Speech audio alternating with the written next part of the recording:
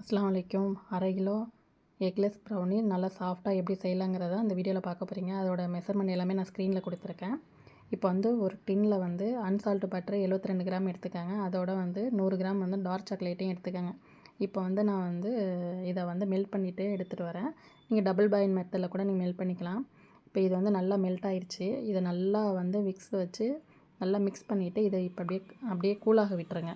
இப்போ வந்து ஒரு பவுலில் வந்து நான் அரை கப் வந்து தயிர் எடுத்திருக்கேன். கடை தயிர் எடுத்துக்கங்க, வீட்டு தயிர் எடுக்காதீங்க. தயிருமே நல்லா கெட்டியமாக இருக்கணும். அதையுமே நல்லா வந்து கட்டிகள் இல்லாமல் நல்லா மிக்ஸ் பண்ணுங்கள்.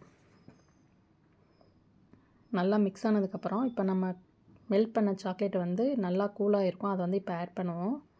நல்லா ஆட் பண்ணிவிட்டு நல்லா வந்து மிக்ஸ் பண்ணணும். தயிரும் சாக்லேட் எல்லாமே நல்லா மிக்ஸ் ஆகணும்.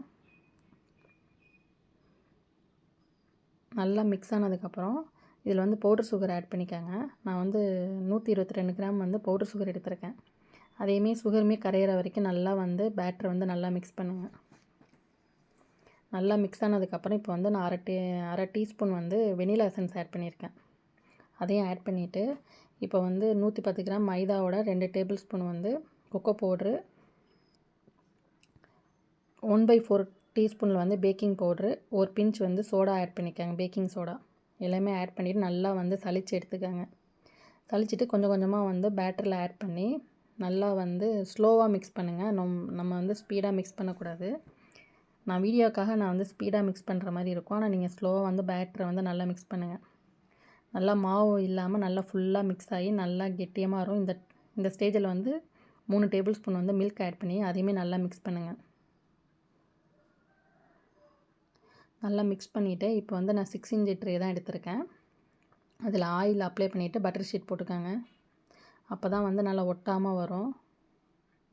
இப்போ நம்ம ரெடி பண்ண பேட்டரை வந்து அதில் வந்து டின்னில் வந்து ஊற்றிடலாம். நல்லா ஊற்றிட்டு ஃபுல்லாக வந்து ஸ்ப்ரெட் பண்ணுங்கள்.